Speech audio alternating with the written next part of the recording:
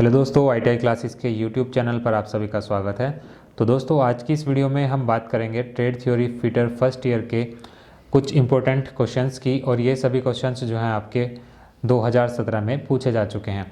तो एक एक प्रश्न को यहाँ पर डिस्कस करेंगे, और इन सभी प्रश्नों की PDF फाइल आप हमारे टेलीग्राम ग्रुप से भी डाउनलोड कर सकते हैं। और जिन्होंने अभी तक टेलीग्राम ग्रुप को ज्वाइन नहीं किया है, तो इस वीडियो के डिस्क्रिप्शन में आपको एक लिंक दिया गया है, वहाँ से आप ग्रुप को ज्वाइन। देखिए, फर्स्ट क्वेश्चन है आपका कि एक फ्लैट छेनी की कटिंग एज में थोड़ी सी उत्तलता प्रदान की जाती है। मींस जो आपकी फ्लैट फाइल होती है उसके कटिंग एज में थोड़ी सी कन्वेक्सिटी प्रदान की जाती है, उसका कारण क्या होता है? तो देखिए, जो आपकी फ्लैट फाइल होती है उसके जो कटिंग एज होते हैं उनको थोड़ा सा गोल रखा जाता है। वो इसलिए रखा जाता है क्योंकि जो आपका सरफेस होता है, जो आपका मटेरियल का सरफेस होगा और उसके जो एज होंगे उनको कोई नुकसान ना पहुंचे। तो इसलिए हम क्या करते हैं, फ्लैट फाइल में कटिंग एज पर थोड़ी सी उत्तलता प्रदान करते हैं। अब ऑप्शन देख लेते हैं यहाँ पर क्या क्या दिए गए हैं। शाफ्ट पर कीवे काटने के लिए, दूसरा है आपका सिरों की खुदाई को रोकने के लिए, तीसरा है आपका वक्रित सरफेस काटने के लिए, और चौथा है आपका तेज कॉर्नर काटने के लिए। तो ऑप्शन बी क्या होगा, इसका राइट आंसर होगा। सेकंड क्वेश्चन है आपका कि एक कठोर इस्पात घटक की टेम्परिंग करने का मुख्य उद्देश्य है। अब देखिए, सबसे पहले तो आपको पता होना चाहिए कि हार्डनिंग जो होती है, हार्डनिंग के बाद जो आपका प्रोसेस होता है तब आता है आपका टेम्परिंग। ठीक है, तो हार्डनिंग के बाद किया जाने वाला प्रोसेस होता है ये। और इसमें क्या करते हैं, किसी भी मटेरियल की हार्डनेस को कम करने के लिए टेम्परिंग की जाती है। इसमें हम मटेरियल को इतना गर्म करते हैं कि ताकि वो पिघले ना। मीन्स उसका जो टेम्परेचर रखेंगे वो होगा तो बहुत हाई, बट उसके गलनांक बिंदु से कम रखते हैं ताकि हमारा मटेरियल जो है वो ना गले, और उसके बाद उसको हवा में ठंडा कर लिया जाता है। तो ये आपका टेम्परिंग का प्रोसेस होता है। अब देखते हैं ऑप्शन क्या क्या दिए गए हैं। कठोरता बढ़ाना, दूसरा ऑप्शन है भंगुरता कम करना, तीसरा ऑप्शन है तन्यता बढ़ाना, और चौथा ऑप्शन है आपका दृढ़ता बढ़ाना। तो इसका जो सही आंसर होगा ऑप्शन नंबर बी होगा, भंगुरता कम करना। इसके बाद में थर्ड क्वेश्चन है आपका कि एक मीट्रिक माइक्रोमीटर के थिम्बल पर ग्रेजुएशनों की संख्या होती है। तो माइक्रोमीटर का जो आपका थिम्बल होता है उस पर ग्रेजुएशनों की संख्या क्या होती है, 50 होती है। ऑप्शन नंबर बी में आपको दिया गया है। और इसका जो प्रत्येक ग्रेजुएशन होता है वो कितने उसका होता है, कितने mm का होता है? तो ये होता है आपका 0.01 mm का। प्रत्येक भाग 0.01 mm का होता है। और यदि ग्रेजुएशनों की संख्या पूछे तो क्या होती है, वो 50 होती है। प्रश्न नंबर 4 है आपका कि निम्न में से कौन सा मार्किंग मीडिया सूखने में अधिक समय लेता है। ये आपको बहुत ही इंपॉर्टेंट क्वेश्चन है और काफ़ी बार पूछा गया है कि सबसे अधिक समय कौन सा मार्किंग मीडिया सूखने में लेता है। तो ये होता है आपका Persian blue. Option number B क्या होगा, इसका राइट आंसर होगा। इसके बाद में नेक्स्ट आपका कि मुलायम सोल्डर में महत्वपूर्ण तत्व होते हैं। जो आपका सॉफ्ट सोल्डर होता है उसमें आपके कौन कौन से तत्व होते हैं? उसमें होता है आपका टिन और सीसा, मीन्स टिन एंड लेड। तो ऑप्शन नंबर ए में आपको दिया गया है, यही इसका राइट आंसर होगा। इसके बाद में नेक्स्ट आपका कि डिवाइडरों के आकार को फिल इन द ब्लैंक्स के द्वारा विनिर्दिष्ट किया जाता है। डिवाइडरों का जो आकार होता है उनको किस प्रकार से आप एक तरह से रिप्रेजेंट करते हैं, ये पूछा गया है। तो ऑप्शन इसमें देख लेते हैं क्या क्या दिए गए हैं कि जब पूर्ण रूप से खुला हो तो बिंदुओं के बीच की दूरी, दूसरा है लेग्स की कुल लंबाई, तीसरा है आपका पिवेट और पॉइंट्स के बीच की दूरी, और चौथा है आपका पॉइंट के बिना लेग्स की लंबाई। तो इसका जो राइट आंसर होगा ऑप्शन नंबर सी होगा, पिवेट और पॉइंट्स के बीच की दूरी। इसके बाद में नेक्स्ट आपका कि ट्राई स्क्वायर का उपयोग फिल इन द ब्लैंक्स को जांचने के लिए किया जाता है। मीन्स जो आपका टी स्क्वायर होता है वो किस चीज़ के लिए प्रयोग किया जाता है? तो वो आपका इसलिए इस्तेमाल किया जाता है ताकि आप देख सके कि जो आपकी सरफेस है मटेरियल की वो कितनी फ्लैट हो चुकी है। उसमें जो आपका कोण बनता है वो 90 डिग्री का बनता है। तो उसमें आप चेक करेंगे कि कहाँ से आपकी सरफेस अभी फिनिश होनी है। तो ऑप्शन नंबर सी क्या हो जाएगा, इसका राइट आंसर हो जाएगा फ्लैट सरफेस। इसके बाद में प्रश्न नंबर 8 है आपका कि एक माइक्रोमीटर में एक थिम्बल स्केल विभाजन का मान होता है। थिम्बल स्केल का जो डिवीज़न होता है उसका मान कितना होता है। अभी आपको बताया था कि ग्रेजुएशनों की संख्या तो 50 होती है और जो आपका थिम्बल स्केल में जो उसका डिवीज़न होगा वो कितना होगा, 0.01 मिलीमीटर। ऑप्शन नंबर डी जो है आपको दिया गया है। इसके बाद में नेक्स्ट आपका कि तनु हाइड्रोक्लोरिक अम्ल का उपयोग फिल इन द ब्लैंक्स की सोल्डरिंग करने के लिए फ्लक्स के रूप में किया जाता है। मीन्स जो आपका डाइल्यूट HCl एसिड होता है उसका उपयोग सोल्डरिंग करने के लिए फ्लक्स के रूप में किसके लिए उपयोग करते हैं, वो आप GI सीट के लिए करते हैं, means galvanized iron sheet. Option number D क्या होगा, इसका राइट आंसर होगा। इसके बाद में 10th है आपका, बहुत ही इंपॉर्टेंट क्वेश्चन है। इस तरह के प्रश्न आपके वाइवा में भी पूछ लिए जाते हैं। तो प्रश्न है आपका कि माइक्रोमीटर का अल्पतमांक मीन्स जो आपका माइक्रोमीटर है उसका लीस्ट काउंट कितना होता है। तो आपको याद रखना है इसका लीस्ट काउंट होता है 0.01 मिलीमीटर। ऑप्शन नंबर डी क्या हो जाएगा, राइट आंसर हो जाएगा। प्रश्न नंबर 11 है आपका कि डेप्थ माइक्रोमीटर का निम्न में से कौन सा भाग परास मीन्स रेंज परिवर्तन करने के लिए प्रयोग किया जाता है। तो डेप्थ माइक्रोमीटर का जो एक्सटेंशन रोड होती है उसको आप उसकी रेंज में चेंजेस करने के लिए प्रयोग करते हैं। डेप्थ माइक्रोमीटर में आप एक्सटेंशन रोड का इस्तेमाल करते हैं ताकि आप उसकी रेंज मीन्स जो आपकी रेडियस वगैरह होती है उसको चेंज कर सके। तो ऑप्शन नंबर डी क्या होगा, इसका राइट आंसर होगा। इसके बाद में नेक्स्ट आपका कि एक ड्रिलिंग मशीन पर जॉब को ड्रिल करते समय निम्न में से कौन सी होल्डिंग डिवाइस गोल जॉब को सहारा प्रदान करती है। गोल जॉब को इनमें से कौन सी डिवाइस सहारा देती है। तो ऑप्शन इसमें आपको दिए गए हैं वी ब्लॉक, क्लैंप, बोल्ट और पैकिंग पीस। दूसरा है आपका मशीन वाइज, बोल्ट एवं पैकिंग पीस। तीसरा है आपका क्लैंप के साथ हैंड वाइज और बोल्ट। चौथा है आपका क्लैंप के साथ पिन वाइज या फिर बोल्ट। तो इसका जो सही आंसर होगा ऑप्शन नंबर ए हो जाएगा, वी ब्लॉक, क्लैंप, बोल्ट और पैकिंग पीस। ये आपका गोल जॉब को सहारा देने के लिए डिवाइसेस होती हैं। प्रश्न नंबर 13 है आपका कि फोर्ज में ताप के लिए स्टॉक को लगाने का सबसे उत्तम स्थान है। ऑप्शन इसमें आपको दिए गए हैं गहरे आंतरिक भाग से आने वाली आग के साथ टुआयर के नीचे। दूसरा ऑप्शन है कोयले की एक पतली परत के साथ ढकी हुई आग के शीर्ष पर।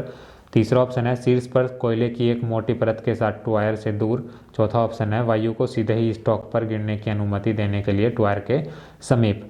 तो इसका जो राइट आंसर होगा ऑप्शन नंबर बी होगा, कोयले की एक पतली परत के साथ ढकी हुई आग के शीर्ष पर।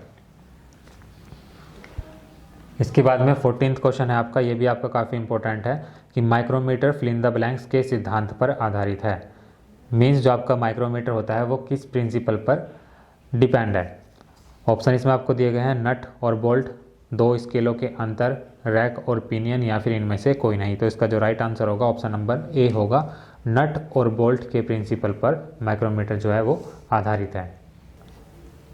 इसके बाद में नेक्स्ट है आपका वर्नियर कैलिपर का उपयोग फिल इन द ब्लैंक्स मापने के लिए किया जा सकता है।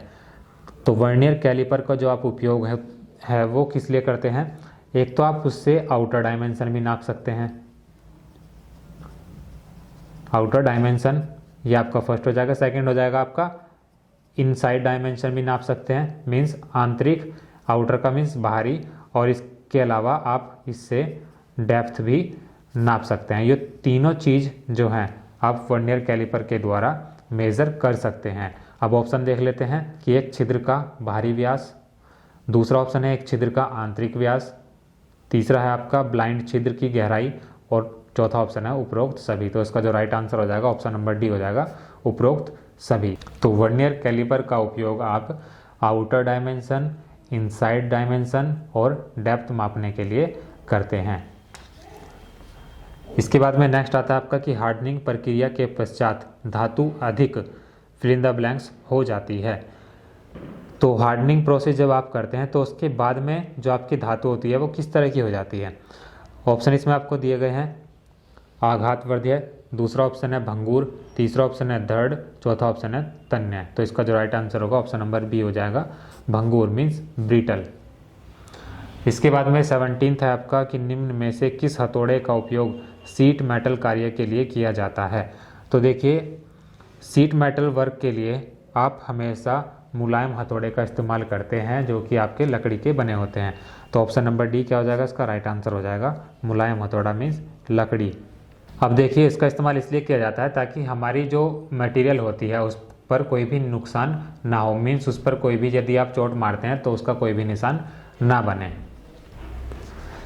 18th है आपका कि ड्रिल चक का उपयोग फिल इन द ब्लैंक्स को पकड़ने के लिए किया जाता है। ड्रिल चक का उपयोग किसको पकड़ने के लिए करते हैं। तो ड्रिल चक का जो उपयोग होता है वो आप ड्रिल को पकड़ने के लिए करते हैं।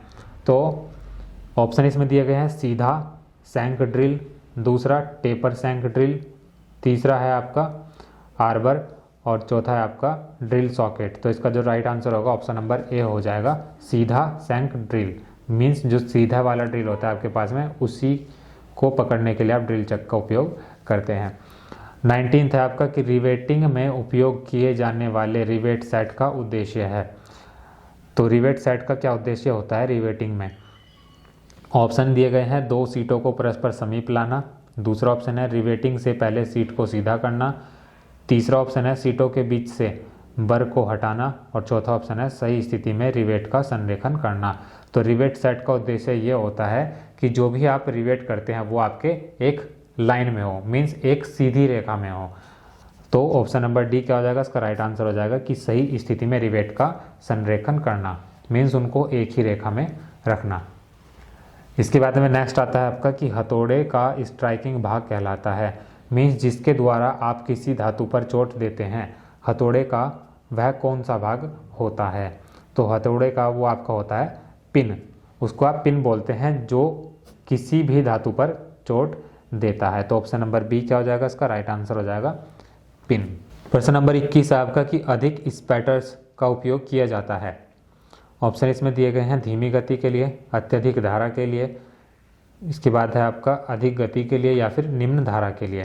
तो अधिक स्पैटर्स क्या होते हैं, स्पैटर्स आपने देखे होंगे कि जब आप वेल्डिंग कर रहे होते हैं तो आपकी जो धातु होती है, धातु पर जब आप अपना वेल्डिंग रोड टच करते हैं तो कभी कभी ऐसा होता है कि छोटी छोटी बिंदी टाइप की आपकी धातु पर लगती चली जाती है, तो आपके क्या होते हैं, स्पैटर होते हैं। तो अब यहाँ पूछा है कि अधिक स्पैटर का उपयोग किया जाता है, तो अधिक स्पैटर का उपयोग आप अधिक गति के लिए करते हैं। ऑप्शन नंबर सी क्या हो जाएगा, इसका राइट आंसर हो जाएगा।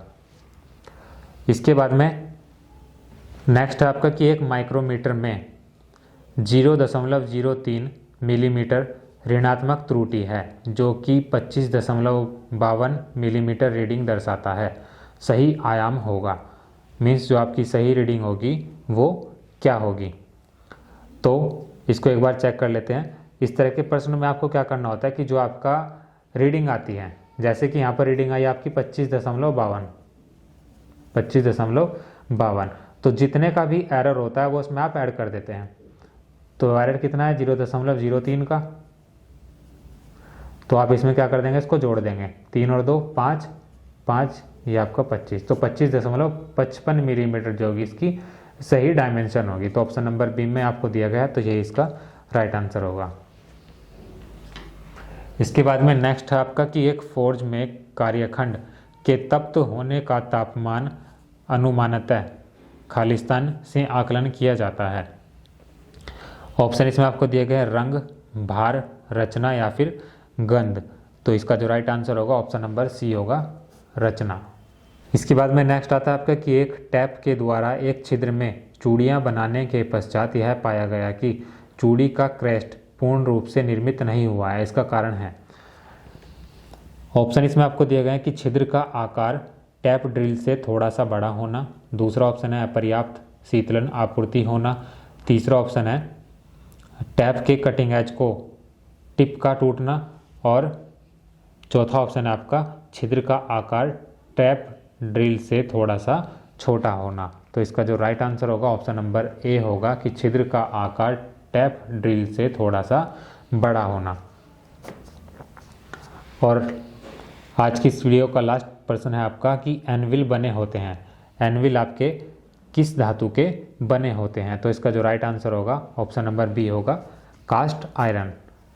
तो एनविल जो होते हैं आपके कास्ट आयरन के बने होते हैं। आपने देखा होगा एनविल किस तरह के होते हैं। एनविल आपने देखे होंगे कि जिस प्रकार से मोचियों के पास में जूता जिसमें अपने वो रखते हैं और उसके बाद जब उसमें कील ठोकते हैं, तो उसी प्रकार का एनविल भी होता है। उसमें क्या करते हैं, आप धातु को रखकर उस पर अपनी इच्छा के अनुसार धातु को एक स्थिति से दूसरी स्थिति में ला सकते हैं। तो वही आपके एनविल होते हैं। एनविल में भी आपको यही करना होता है कि उसमें आप अपना जो धातु होगी उस पर लगा देंगे उसको, और उसके बाद उसमें ठोका पिटी जो भी करेंगे, तो उसमें हम मनचाही एक तरह से शेप किसी भी धातु की बना सकते हैं। तो दोस्तों आज की वीडियो में सिर्फ इतना ही रखेंगे और नेक्स्ट वीडियो में हम इस क्वेश्चन पेपर को कंप्लीट करेंगे।